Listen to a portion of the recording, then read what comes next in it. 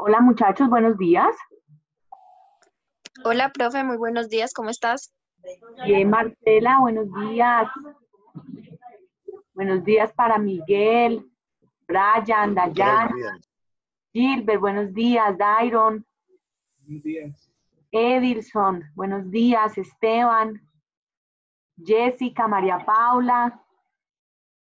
Bueno, por favor, esperemos 5 minuticos a ver si logramos más quórum para poder iniciar la clase. Bueno.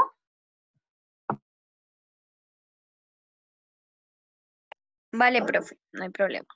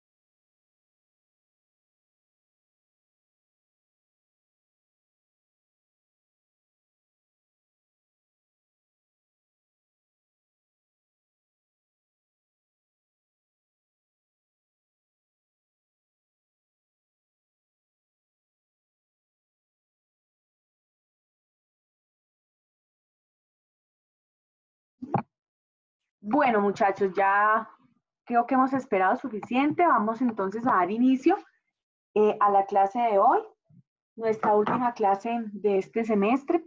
Recuerden que en 8 días ya pues será el parcial. Entonces, antes de iniciar la clase, unos titulares ahí rápidos. En primer lugar, recuerden que voy a dejar un quiz de repaso. Ese lo habilitaré el día de hoy para que por favor estén atentos a desarrollarlo. Lo voy a dejar hasta el martes de la próxima semana. Así que con esto tendríamos 2 actividades. La que hicimos sobre las amenazas a la seguridad internacional y el quiz de repaso. Y el otro miércoles presentamos el parcial. Nos vemos, si Dios quiere, a las 9 de la mañana, como siempre, para dar las orientaciones respectivas y presentar el parcial, ojalá sin ningún tropiezo. Bueno, esos son como los titulares antes de la clase. ¿Alguien quiere decir algo con respecto a esto? Johan, dale. Doctora, buenos días. Hola, Johan, buenos días. Doctora, es que yo no he podido subir la actividad sobre las amenazas internacionales. No sé si se la pueden ver al correo. No, yo voy a habilitar entonces el aula, la voy a habilitar hasta mañana para que suban allí lo que haga falta, pero la verdad, yo voy a empezar a calificarles ya hoy la actividad. Entonces, sí les pido el favor que la suban lo más pronto posible porque me urge tener estas notas con el tiempo debido. Hoy voy a habilitar la actividad, inclusive la voy a habilitar solo hasta hoy hasta la medianoche. Así no tengo yo ningún contratiempo para calificarles a todos. ¿Listo? Bueno, doctora, muchas gracias. Bueno, Johan, vale. Entonces, permítanme, por favor, ya les comparto acá las diapositivas. Denme un momento. No sé si alguien más tenga alguna pregunta.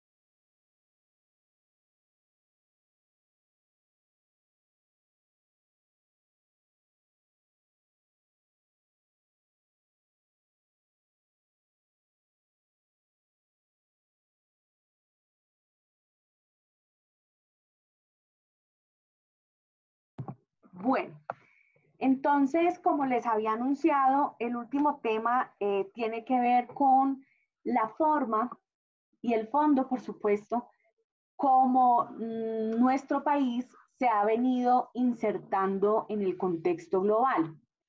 Y realmente hay que decirlo con claridad, los cimientos de esa política exterior todavía los estamos viviendo en el actual gobierno, de tal manera que aquí sí es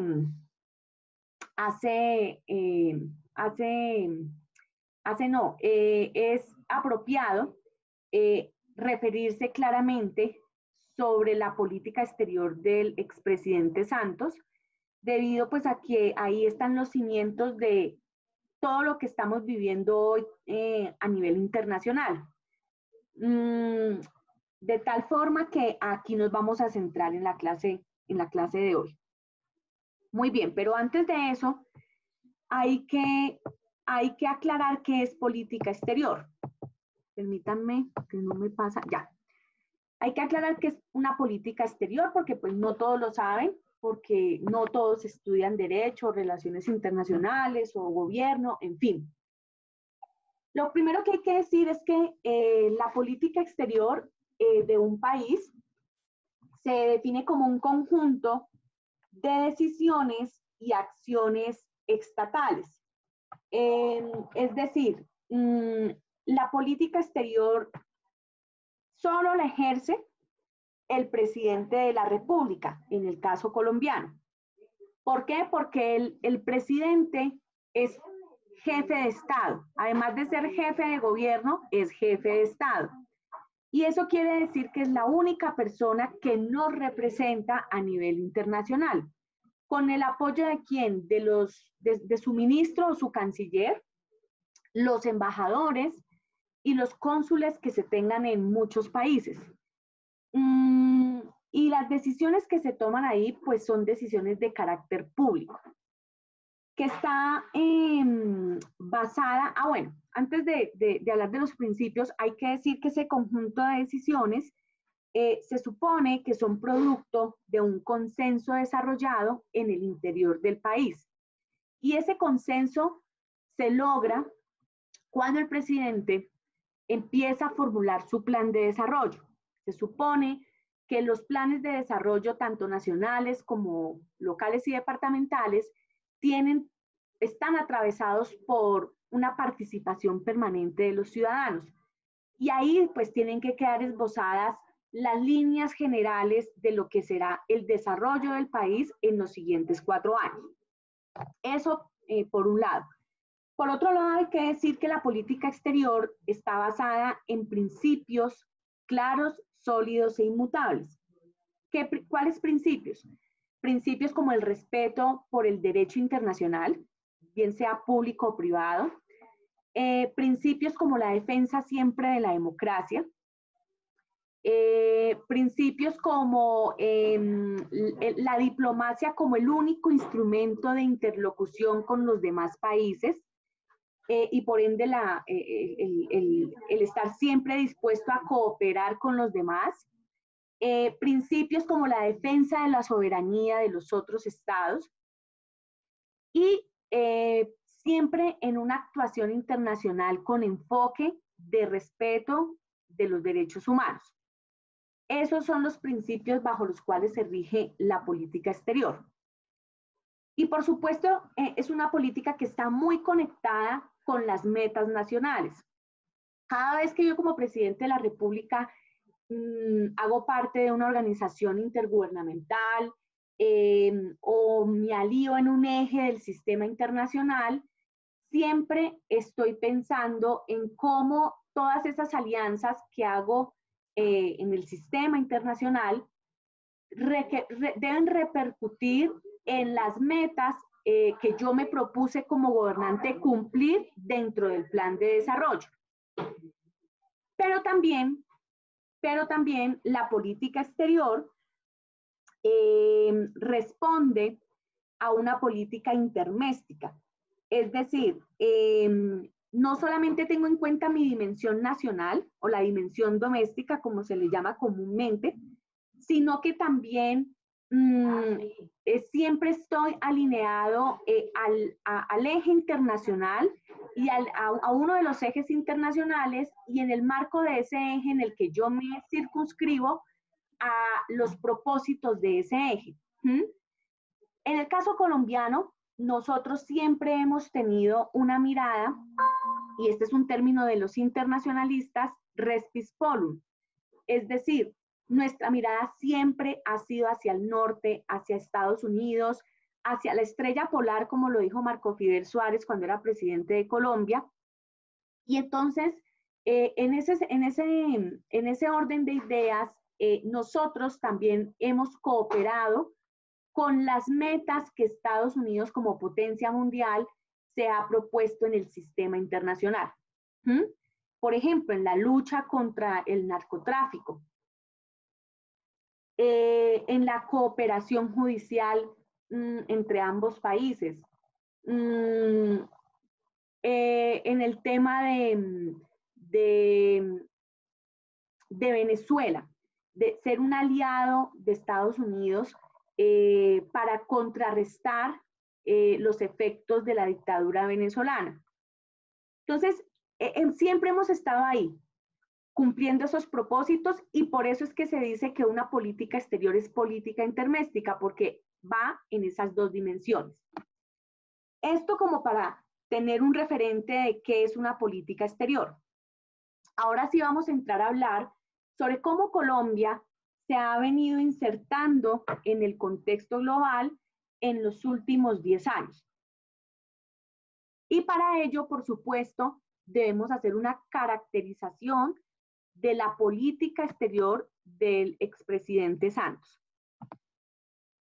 En primer lugar, hay que decir que, antes de hablar del res maximilian, hay que decir que Colombia se caracterizó en su momento, en el 2011, por ser el segundo país con más recursos de cooperación internacional. El país con más receptor de cooperación internacional. Y eso, por supuesto, no fue gratis. Eso no lo venimos ganando básicamente por dos factores.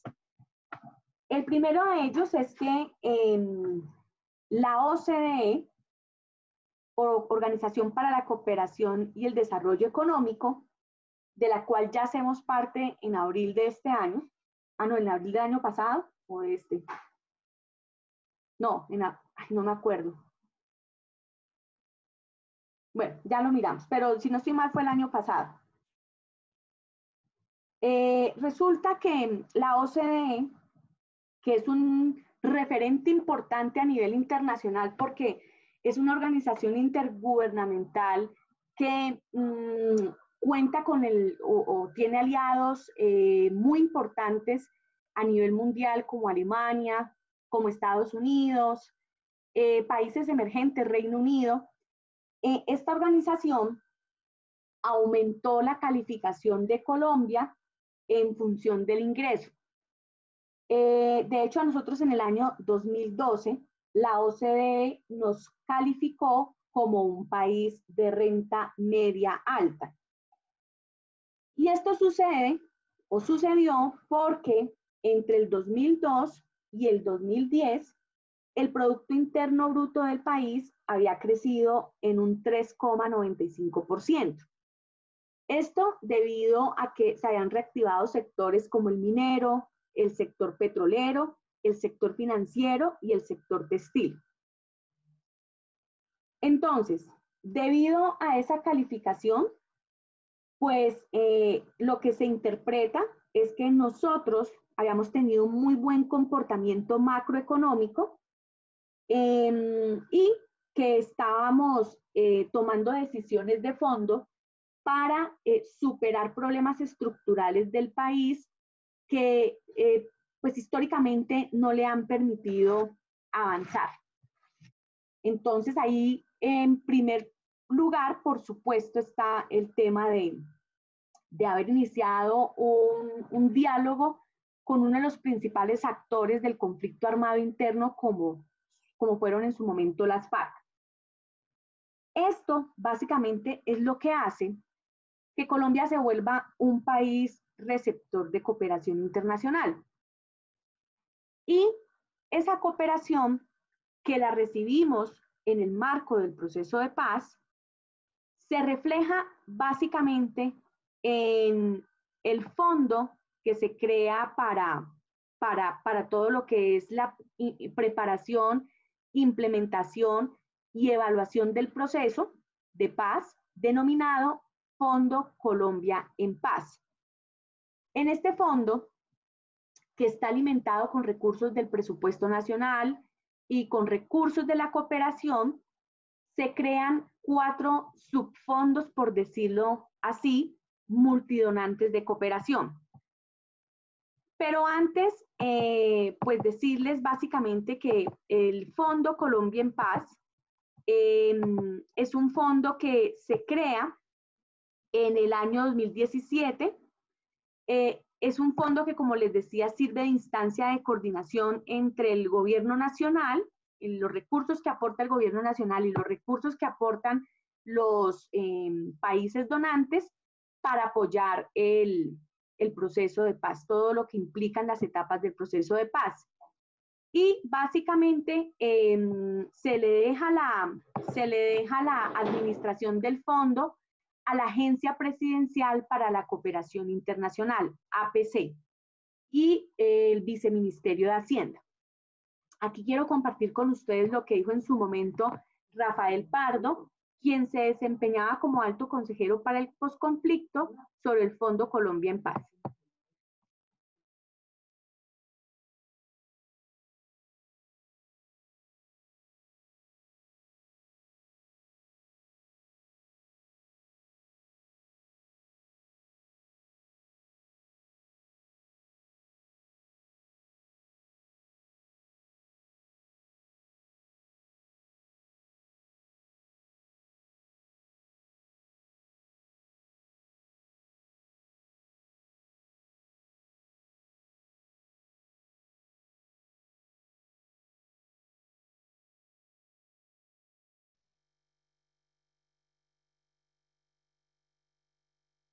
El presidente Juan Manuel Santos ha firmado un decreto ley que da estructura a lo que se llama el Fondo Colombia en Paz.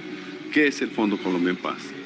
Es un mecanismo, un fondo del gobierno, de la Presidencia de la República, que va a recibir recursos de presupuesto nacional, recursos del Sistema General de Regalías, recursos privados y recursos de cooperación internacional para poder financiar o cofinanciar distintos proyectos relacionados con la ejecución o implementación del acuerdo de paz y todo el proceso de posconflicto. Este fondo es muy importante, no va a manejar todos los recursos de implementación de la paz, pues la gran mayoría de esos recursos son programas que van a ejecutar ministerios y entidades del gobierno, principalmente nacionales, pero en concurrencia también con entidades departamentales o municipales, según sea el caso, pero este fondo va a tener, digamos, una gran agilidad, una gran transparencia. La Contraloría ha decidido establecer un mecanismo de verificación y de vigilancia especial. Se van a crear además veedurías ciudadanas para los proyectos que haga este fondo y se va a contratar a una firma de las mejores del país, nacional o internacional, una firma auditora que pueda decirle a los colombianos que cada centavo del Fondo Colombia en Paz va a ser bien invertido en los propósitos en que se tiene y en el desarrollo de la paz en Colombia.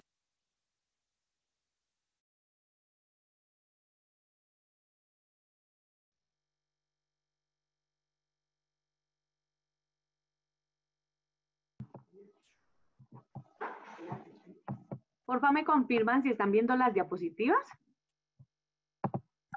Sí, señora, profe, están proyectados. Perfecto. Perfecto, bueno. Y entonces, en el marco de ese fondo y de los primeros donantes al mismo, encontramos el Fondo Multidonante de las Naciones Unidas. El Fondo Multidonante de las Naciones Unidas es uno de los primeros fondos que nacen en el marco del proceso. Fue creado en el año 2016 por el gobierno de Colombia, por Naciones Unidas, y tenía como fin, o tiene como fin, implementar 5 proyectos o 5 ámbitos del proceso de paz, a saber, justicia y seguridad, justicia transicional y reconciliación, rehabilitación socioeconómica, gobernabilidad y conflictividades, y toda la estrategia de comunicación sobre todo la estrategia de comunicación pedagógica para ir entendiendo las etapas de este proceso. Naciones Unidas ha hecho una labor muy importante, no solamente porque pues ha contribuido de esta manera, sino que ha hecho todo un despliegue de formación en las comunidades, formación que tiene un propósito y es precisamente formar líderes. Líderes que no solamente tengan más conocimiento de cómo gestionar lo público, sino también que logren gestionar los conflictos por la vía siempre del diálogo. Por eso es que hay un segmento que se llama conflictividades, porque es reconocer que el conflicto siempre va a existir en la sociedad, pero que definitivamente el reto siempre será gestionarlo por la vía del diálogo, el diálogo en medio de la diferencia y no por la vía de la violencia. Aquí también quiero compartirles un pequeño documental que hizo Naciones Unidas en su momento frente a, ¿qué les digo? Frente a, digamos, como los testimonios de la gente en las regiones frente a la llegada de Naciones Unidas a los territorios.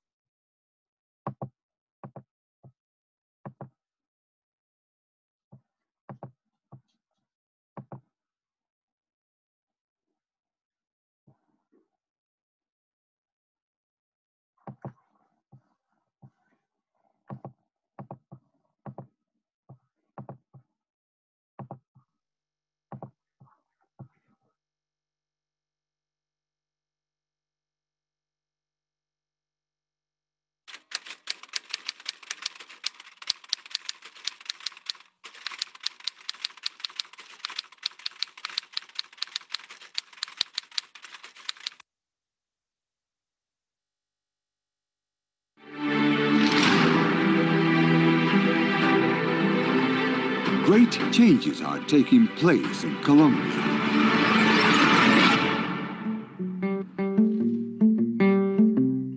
Muchas veces hubo que mandar los estudiantes a casa porque habían conflictos, habían dificultades de acceso al corregimiento. Que en este proceso la mujer ha llevado la peor parte. El campesino tenía temor, era una zozobra constante. Pero en el momento que nos aliamos a Naciones Unidas y a las diferentes entidades que hacen presencia en la zona, de ahí para acá se le ha prestado atención a las comunidades. Yes, indeed. Lots of great changes are taking place in Colombia after peace agreements that put an end to an internal conflict that lasted over half a century. The consolidation of the peace process is possible.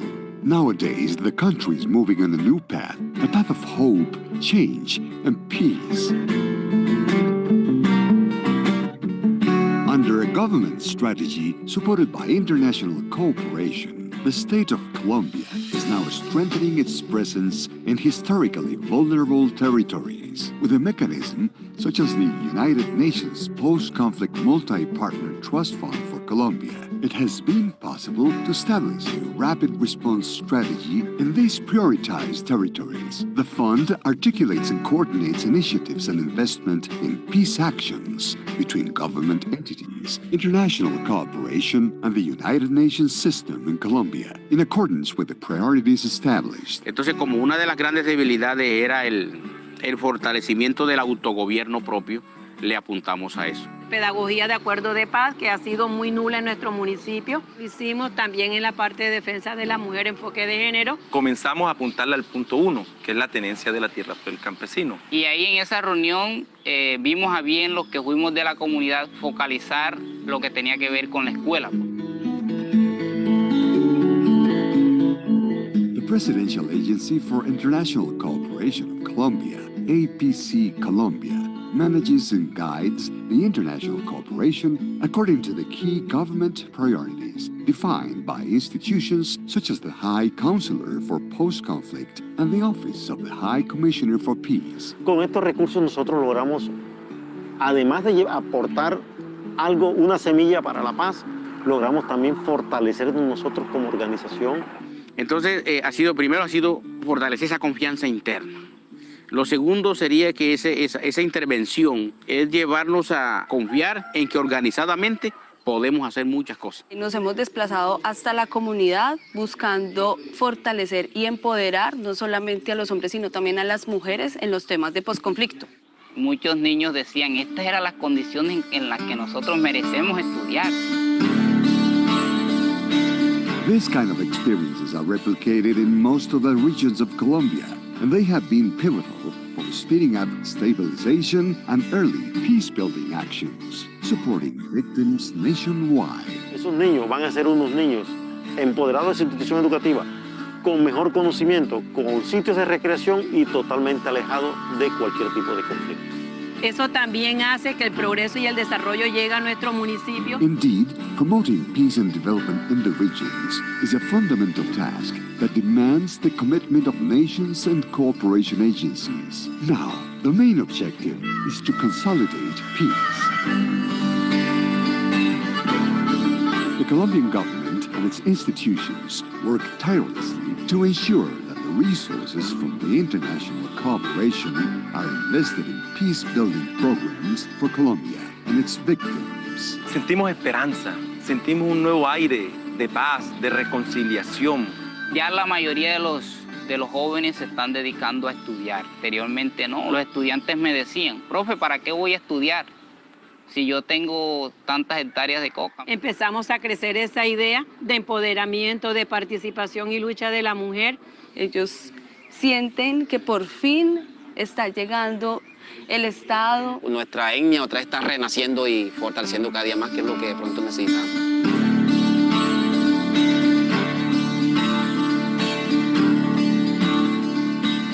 Para mí el posconflicto ideal es que todos los actores hagan parte de él. Con apoyo de todas las organizaciones, hemos estado ahí para apoyar todos los procesos, porque le apostamos a la paz. Preguntan, profe, ¿quién hizo este colegio? ¿Qué hacemos para agradecerle a esas personas? Thanks to all the donors and to the countless government actions financed by these valuable resources, great changes are taking place in Colombia. Let's work together to make peace possible. Yo estudio en el Colegio Sagrado Corazón de Jesús y estoy feliz.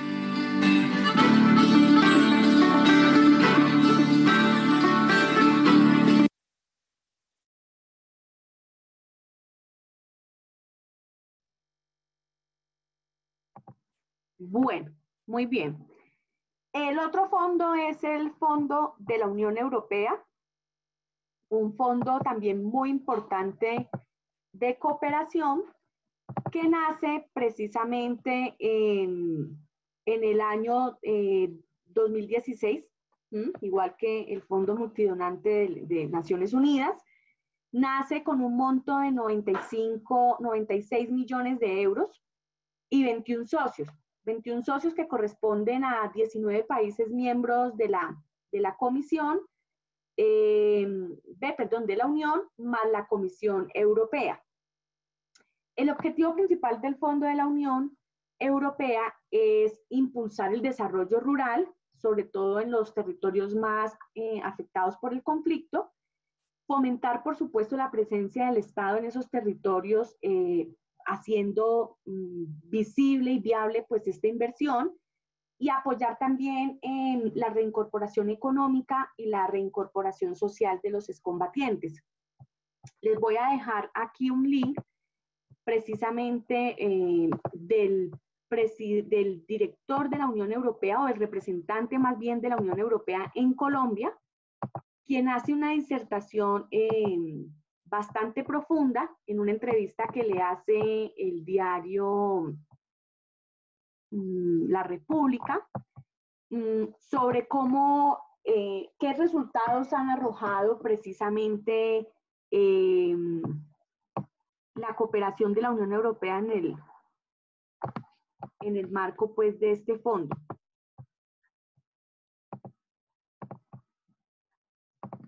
Aquí se las dejo porque esta sí es un poquito extensa, para que por favor la vean en el momento en que puedan. Bueno, ese es el otro fondo. Tenemos luego el Fondo del Banco Mundial. El Fondo del Banco Mundial es el fondo multidonante del Banco Mundial, Fondo para la Paz y el Postconflicto. Ese fue el primero que se creó, de hecho, en el año 2014.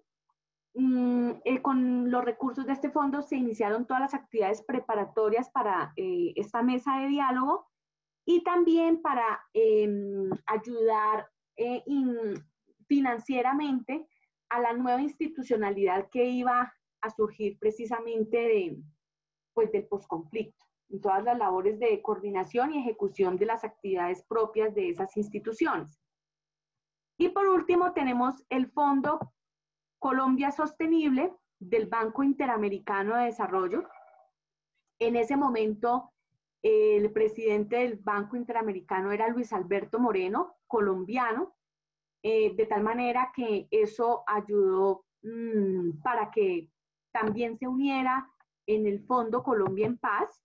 El Fondo Colombia Sostenible, su objetivo es apoyar proyectos en el marco del posconflicto que maximicen dividendos ambientales. Es decir, es un fondo que le apuesta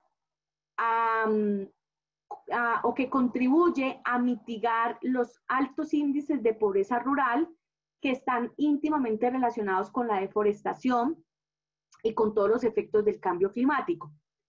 Tanto así que cuando se firmó el Fondo Colombia Sostenible, digamos, el nacimiento de este fondo, se firmó también una declaración conjunta entre países, una declaración conjunta de países, ahí estaba, por supuesto, Colombia, Noruega, Alemania y el Reino Unido, quienes en esa declaración se comprometían a reducir la deforestación anual y a promover el desarrollo sostenible en sus países. A propósito, quiero que escuchemos las declaraciones de Luis Alberto Moreno, en ese momento presidente del BID, frente al nacimiento de este fondo.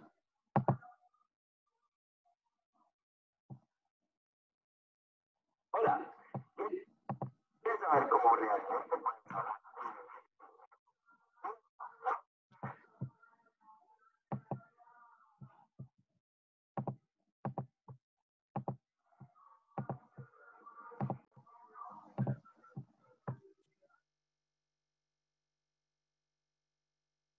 Al término de su intervención en el Congreso Andesco que se llevó a cabo en Cartagena, el presidente del Banco Interamericano de Desarrollo aseguró que trabajan en la creación de un fondo para Colombia en el posconflicto. Este fondo que llamamos Colombia Sostenible va a tener una contribución del gobierno colombiano de $100 millones a través de un crédito del BID y recursos que provienen de Alemania, de Noruega, de Suiza y otros países, y el cierre inicial de este fondo va a estar en torno a $200 millones y la meta nuestra es que llegue finalmente a $500 millones en los próximos, en un periodo de 7 años. Se refirió además a la polarización del país en torno a la paz, tema que para él es preocupante. A mí me preocupa la división que veo en Colombia cada vez que vengo pareciera que la división se acentúa y como país parece que todo lo negativo es lo que se vuelve interesante políticamente y cuando eso pasa empieza uno a perder el rumbo. Por su parte, el vicepresidente Óscar Naranjo hizo un nuevo llamado.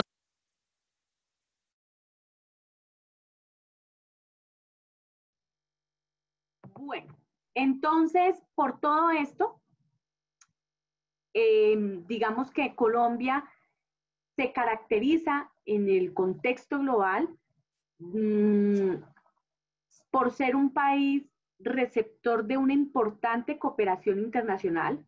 Básicamente, ahí está hay una representatividad significativa del sistema. Recuerden ustedes que solamente Naciones Unidas logra reunir 193 países del mundo y digamos que se ha constituido en uno de los foros mundiales más importantes dentro del tablero internacional. Muy bien, esa ha sido una primera forma de insertarnos. Ahora, nosotros también hemos sido donantes, como lo decía por acá arriba. ¿Dónde quiere pasar? Aquí. Nosotros también hemos sido donantes de cooperación internacional en la relación, en una relación norte-sur. Y de ahí que se explique el enfoque res similia que caracteriza a la política exterior del gobierno del expresidente Santos. Es decir, nosotros, si bien sostuvimos una muy buena relación con Estados Unidos en ese momento, el presidente era Obama, en los inicios, ¿no?, de Santos. Y de hecho Obama también contribuye al Fondo Colombia en Paz. Digamos que también mantuvimos una mirada muy hacia nuestros semejantes. El caso de Venezuela, el caso de Haití, el estar en Alianza Pacífico, de tal manera que por eso la otra característica de la política exterior es ese enfoque res similia. Y también en ese enfoque se entiende que cuando entablamos una relación con Estados Unidos, no lo hacemos en malos términos, pero sí dejando ver nuestras propias condiciones, nuestra propia realidad, y en eso, en su momento el expresidente Santos fue muy enfático diciendo pues que se le había apostado a un proceso de paz y que él lo que buscaba era precisamente cooperación en ese sentido, más que cooperación en el sentido o en el ámbito militar, y que se circunscribiera solamente al problema de la lucha contra el narcotráfico. Entonces, digamos que logramos enrutar esa cooperación, que además también redundó en otros temas como la democracia, la defensa de la democracia, cooperación que ayudara a indagar y experimentar sobre energías renovables, sobre desarrollo sustentable. Se amplió el ámbito de la cooperación con Estados Unidos. Bueno, entonces eso como para explicar un poco por qué el enfoque res similia. Y nosotros, en esa mirada que hicimos a nuestros semejantes, tuvimos dos puntos claves en ese momento de inserción con los mismos. El primero fue en el caso de Haití. Recuerden ustedes que Haití sufrió un terremoto devastador y Colombia fue de los primeros países que llegó en buques de la Marina con ayuda humanitaria, llegó con expertos en infraestructura para contribuir a la reconstrucción de Haití, pero lo más importante, en una asamblea de Naciones Unidas, en su momento el gobierno colombiano, sentó el precedente de la ayuda que venía dando la ONU a los países que ni siquiera están en vías de desarrollo. Entonces, sirvió muy bien de excusa lo que pasaba en Haití, porque allí lo que se dijo es que la ayuda no podía quedar solo en la reconstrucción de Haití y en esa ayuda coyuntural que se da, sino que había que pensar en decisiones de fondo para ayudarle precisamente a Haití a irse volviendo un país en desarrollo.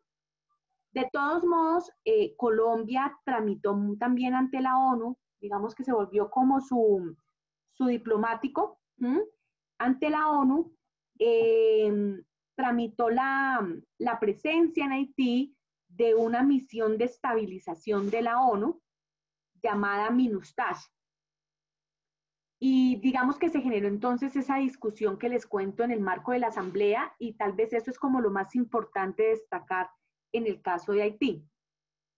También asumió la presidencia de UNASUR, en su momento la asumió el expresidente Ernesto Samper, también con el ánimo de acercarse mucho más a la región, despolarizar y tratar de volver menos tensas esas relaciones internacionales, lograr entonces un fortalecimiento de la subregión en lo económico, en materia de cooperación técnica en temas muy sociales, en tener un foro de discusión democrático, y pues con ese propósito es que Ernesto Samper asume en su momento la presidencia de la UNASUR. Muy bien. Otra característica ha sido la inserción en espacios de diálogo político multilateral. Y ese multilateralismo aún lo tenemos a hoy. Un diálogo político multilateral que nos permitiera abrir mercados, generar más lazos de cooperación, generar mayor confianza, mejorar la gobernabilidad. Inclusive, en ese momento a Colombia se le queda mucho más fácil abrirse espacios en este multilateralismo porque empezaba también a ser un referente internacional sobre, digamos, casos, no se puede decir exitosos, pero experiencia significativa frente a procesos de paz. Y digamos que el caso colombiano se vuelve un referente para lograr generar respuestas en países que están viviendo un conflicto armado muy parecido. Entonces Colombia se vuelve un referente por eso y le queda más fácil en ese momento abrirse al multilateralismo. En ese orden de ideas, entonces empezamos nosotros a consolidar una participación mucho más activa en organismos internacionales en los cuales ya hacíamos parte. Entonces ahí está en primer lugar la ONU, que como lo vimos no solamente coopera con el Fondo Colombia en Paz, sino que también se vuelve un veedor importante del desarme, de la etapa del desarme. Y queda con una misión fundamental a posteriori, y es contar con un funcionario de Naciones Unidas, con un relator, como ellos le llaman, que está monitoreando permanentemente cómo va Colombia en materia de derechos humanos. Por eso es que nuestro país cada año cuenta con un informe de ese relator, quien básicamente pues pone las alertas y da las recomendaciones para mejorar la gobernabilidad en materia de derechos humanos. Asimismo, fortalecimos nuestra relación en la Organización de Estados Americanos. Recuerden ustedes que la OEA está compuesta por 35 estados de las Américas que trabajan en temas como democracia, derechos humanos, seguridad y desarrollo. Y básicamente, aquí hay que decirlo, se generó toda una discusión frente al tema de seguridad, liderada también por el gobierno colombiano, en donde se le hace un llamado vehemente a las organizaciones para que entiendan que definitivamente sí hay que apegarse a ese concepto de seguridad humana que se había trabajado desde el año 2002 en el marco también de un foro en la OEA, y que había que asegurarle al individuo calidad de vida para no poner en riesgo la seguridad de los países. Entonces, por eso quise destacar el tema de la Organización de Estados Americanos, la UNASUR, que ya lo acabo de explicar y de la cual pues ya no hacemos parte desde el último año del gobierno Santos. También fortalecimos nuestra participación en la Comunidad Andina de Naciones. Recuerden ustedes que esa Comunidad Andina de Naciones obedece pues a la integración andina sudamericana y latinoamericana, y ahí se dio una discusión muy importante también en tema de política migratoria.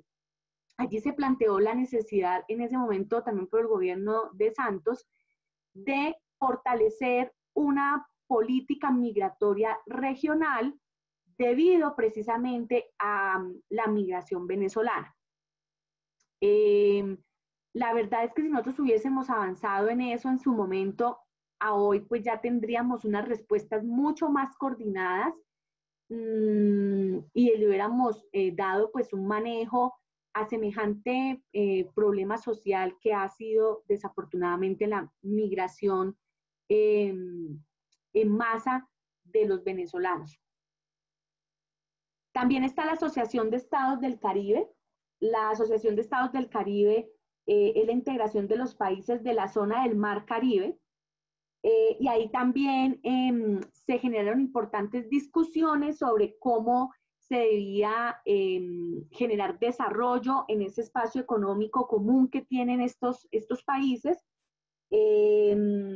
cómo preservar el mar, cómo promover desarrollo sustentable ahí, tanto así que eso ocasionó o generó más bien la iniciativa o dio paso a la iniciativa de generar una política para las zonas de frontera, teniendo en cuenta, por supuesto, las zonas de frontera como San Andrés, Islas y Providencia y Santa Catalina, debido pues a los rezagos en los que han estado estas zonas de frontera, donde siempre están a la mitad de lo que va avanzando el país en su interior.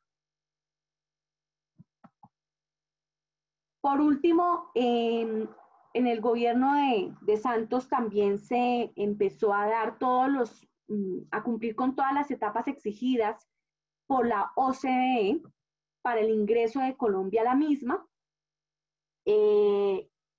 Como les decía, si bien en el gobierno de Santos ya se había dicho que nos iban a aceptar, pues fue en el gobierno del actual gobierno que efectivamente aceptaron formalmente nuestra inclusión en la OCDE, organización súper importante porque, como les decía hace un momento, no solamente hacen parte de ella países destacados como Reino Unido, Alemania, Estados Unidos, sino por la función que cumple esta organización, y es orientar a los países en formular las mejores políticas públicas.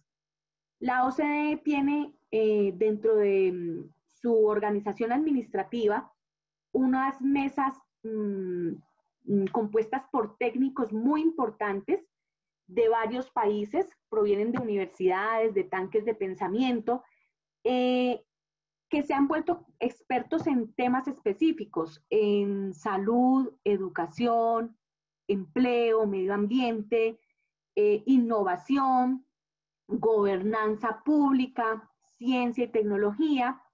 Y la idea es que en el marco de la OCDE, con el apoyo de estos técnicos más las experiencias de los países mucho más desarrollados, se puedan, digamos, traer esos casos exitosos a los países, por supuesto teniendo en cuenta sus realidades sociales, económicas, políticas y demás, con el ánimo de mejorar pues la calidad de vida de los ciudadanos.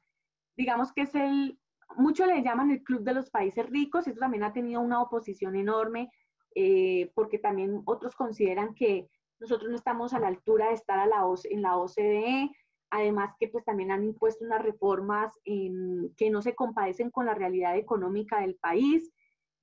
Entonces, como todo, pues tiene sus 2 o 3 posiciones frente al ingreso de Colombia a la OCDE. De todos modos, en su momento también el director de Planeación Nacional del Gobierno Santos explicó muy coloquialmente qué significaba para Colombia el ingreso a esta organización. Y aquí también quiero compartirles una entrevista que le hicieron al exdirector de Planeación de Santos.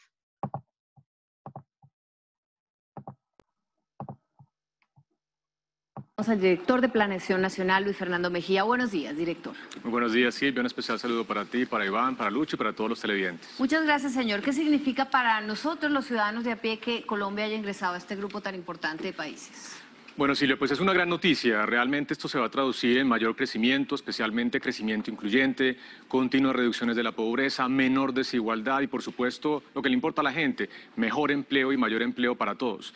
Esto es muy importante porque en el proceso de acceso hemos hecho cambios muy claves desde el punto de vista de la política pública. Por ejemplo, hicimos acuerdos de intercambio de información tributaria que hoy en día acogen a más de 90 países. Antes apenas con 3 países estábamos intercambiando información. ¿Esto para qué? Para garantizar que no haya elusión y evasión tributaria, especialmente de las personas más ricas, que son las que utilizan este tipo de instrumentos. También el tema de crecimiento verde ha sido muy importante, lo introdujimos en el Plan Nacional de Desarrollo de este segundo gobierno y además se generaron diferentes instrumentos desde el punto de vista tributario, el impuesto al carbono, el impuesto a las bolsas plásticas, que ha reducido en 30% el consumo de estos elementos. Todo esto es una agenda muy importante de nuevo de crecimiento económico incluyente, que es el tema de fondo de esta organización. Luis Fernando, uno de los retenes que había para entrar era el tema del acero y el hierro. ¿Le hicimos concesión a los Estados Unidos en esa materia o eso quedó igual? Bueno, hay una serie de inquietudes bilaterales con Estados Unidos desde el punto de vista comercial, desde el punto de vista de derechos de autor, desde el punto de vista de lo que tiene que ver con el mercado de los camiones. Ahí en el diálogo bilateral lo que se hizo fue ratificarle al gobierno de Estados Unidos que las prácticas que hoy en día implementa el país son las mejores prácticas. Se hicieron ajustes, por supuesto, la reciente aprobación por parte del Congreso de la República de la Ley de Derechos de Autor, que además le da unas mayores garantías a los autores de las diferentes obras intelectuales para garantizar, por supuesto, esa importancia de tener esa propiedad de esos derechos. Pero realmente en esas discusiones lo que se hizo fue clarificar que Colombia tiene unas muy buenas prácticas y que, por supuesto, está abierto al comercio internacional, pero también garantizando nuestra soberanía. Luis Fernando, ¿y ya es un hecho? ¿Ya es un hecho que pertenecemos a la OCDE o se necesita aprobación de la Corte Constitucional, del Congreso? ¿Qué falta? Bueno, el presidente de la República firma hoy formalmente ese acceso, de ahí pasamos al Congreso de la República. El Congreso de la República debe ratificar ese convenio, ese tratado, no puede modificar, digamos, el contenido de ese convenio, simplemente lo aprueba o lo desaprueba. Muy seguramente esperamos que el Congreso nos acompañe en esta aprobación. Por favor, doctor Mejía, explíqueme para qué nos sirve a nosotros, a los colombianos, ciudadanos comunes y corrientes, a doña Dora, a doña María, a don Pedro, a don José, que el país haga parte de la OCDE. A ver, Iván, mejores políticas públicas, ya lo hemos hecho, lo que ustedes mencionaban, la salida de los ministros de las diferentes juntas del Estado para evitar los conflictos de interés, las mejoras en la calidad de la regulación, incorporar el componente ambiental y social a nuestras políticas públicas. Hemos hecho también la aprobación de diferentes leyes, por ejemplo, la regulación para supervisar conglomerados financieros, antes solamente supervisábamos bancos.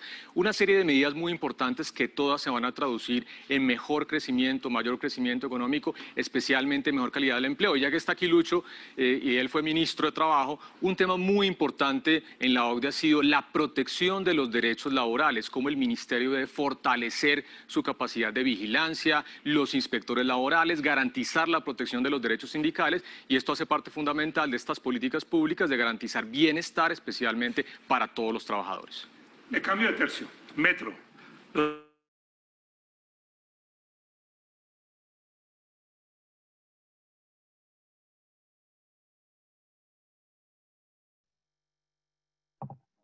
Y algo muy importante es que en el tema educativo, por supuesto, la OCDE es la autora, por decirlo así, o quien lidera las pruebas PISA.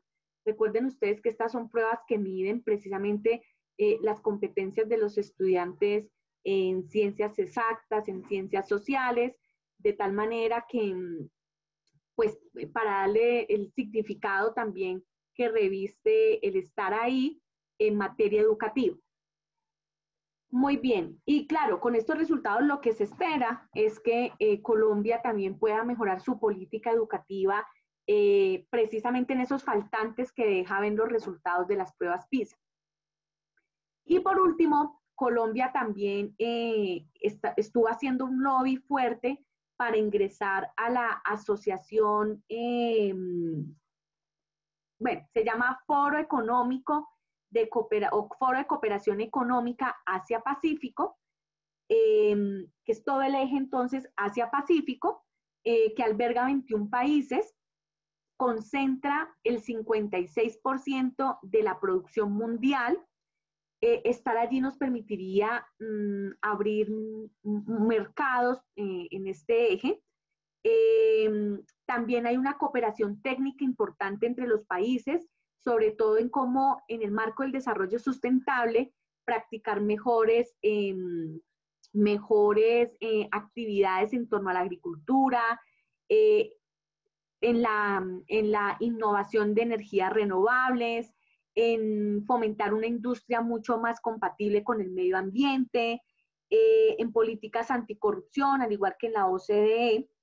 Y pues nosotros alcanzamos, digamos, a hacer los acercamientos con la PEC. Colombia fue muy bien recibido en el foro que se hizo en su momento, pues como para justificar, por supuesto, por qué queríamos estar allí y cuáles eran las ventajas comparativas de que a Colombia se le diera un cupo en la PEC. Entonces, ya para terminar, también quiero que escuchemos en su momento al expresidente Santos frente a lo que fue precisamente el participar en ese foro de la PEC.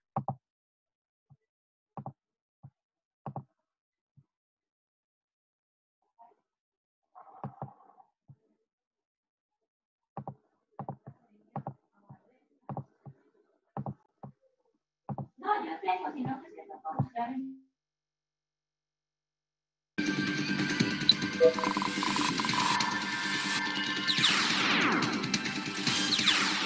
Hola, bienvenidos al sistema informativo del gobierno. En Manila, Filipinas, el presidente Juan Manuel Santos declaró que Colombia está lista para ser el miembro número 22 de la APEC, mecanismo creado en 1989 para consolidar el crecimiento y la prosperidad de los países del Pacífico. Colombia busca desde hace 2 décadas su inserción en la cuenca del Pacífico, región que concentra más de la mitad del PIB y casi la mitad del comercio del mundo.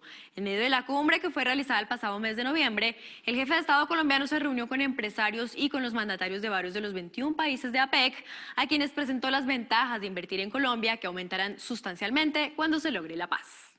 Colombia es el único país invitado que no es miembro de APEC, cosa que nos honra muchísimo. Nosotros hemos querido entrar a ser parte oficial de APEC desde hace mucho tiempo, y el hecho de que nos hayan invitado a esta cumbre pues nos da una señal muy positiva de que cuando se levante la moratoria, efectivamente Colombia podrá ser parte oficial de APEC. Durante su estadía en la capital filipina, el presidente Santos tuvo encuentros bilaterales con los presidentes de Filipinas, Estados Unidos, China, Chile y Vietnam. El presidente de China, ahí le pedimos específicamente apoyo para el mandato que el Consejo de Seguridad debe dar para monitorear y verificar el cese al fuego. Me dijo que haría todo lo que fuera necesario para que ese mandato se diera. También se reunió con los primeros ministros de la Federación Rusa, Nueva Zelanda, Tailandia, Malasia y Singapur. Asimismo, el presidente de Colombia asistió a la cumbre de APEC, donde lideró un panel sobre la innovación y el emprendimiento. Además, encabezó un encuentro con 70 empresarios asiáticos para analizar oportunidades de negocios en Colombia. Tenemos un atractivo, unas reglas muy atractivas, un entorno muy atractivo con el fin de estimular la inversión extranjera. ¿En qué sectores? En cualquier sector, en todos. Tenemos inversiones extranjeras en nuestros petróleo, carbón, sectores minerales que son tradicionales, pero también en nuevos sectores industriales, tecnológicos, sectores en los que nosotros estamos recibiendo a inversores extranjeros. Parte central de la visita presidencial a Filipinas la ocupó el proceso de paz que se desarrolla en Colombia. En Manila, el presidente participó en un diálogo sobre experiencias del proceso de paz con la consejera presidencial para el proceso de paz, Teresita Quintos Deles, y la presidenta del panel negociador del gobierno para las conversaciones con el Frente Moro de Liberación Islámica, Miriam Coronel Ferrer. Al terminar la visita al país del sudeste asiático, el presidente Juan Manuel Santos obtuvo el apoyo unánime de los 5 países miembros del Consejo de Seguridad de la Organización de las Naciones Unidas, ONU, para que ese organismo emita un mandato necesario para monitorear y verificar el cese bilateral del fuego definitivo entre el gobierno y las FARC. Ya hablamos con Francia, ya hablamos con Inglaterra, hablamos con China, Estados Unidos y Rusia, para tener los 5 miembros permanentes. Hablamos también con España, yo hablé con el presidente Rajoy, que es miembro del Consejo de Seguridad, dio su total apoyo, y esto va pues viento en popa, esperando a que podamos acordar con las FARC, dar el mensaje a Naciones Unidas para que Naciones Unidas inicie el proceso. El mandatario habló con los presidentes de Estados Unidos y China y con el primer ministro de Rusia, en tanto que se comunicó con los gobiernos del Reino Unido y de Francia para concretar ese respaldo. El presidente del gobierno español, Mariano Rajoy, se sumó al apoyo. La ampliación de esta noticia en nuestra página web www.presidencia.gov.co.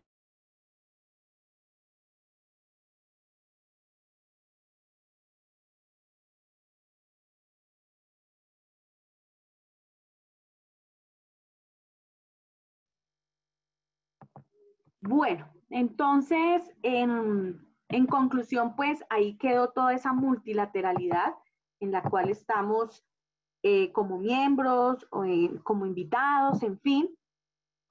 Multilateralidad que pues ha ayudado porque digamos que esto le dio un reconocimiento internacional a Colombia. Esto también contribuyó en su momento a aumentar el grado de inversión y de confianza en el país. Y por supuesto fue también un empujón significativo para la economía colombiana, tanto así que en su momento se dijo que Colombia estaba en el grupo de una de las economías más industrializadas del mundo.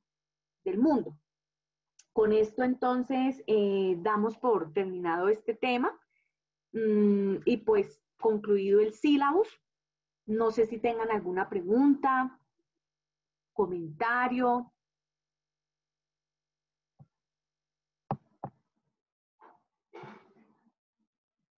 ¿O todo se entendió?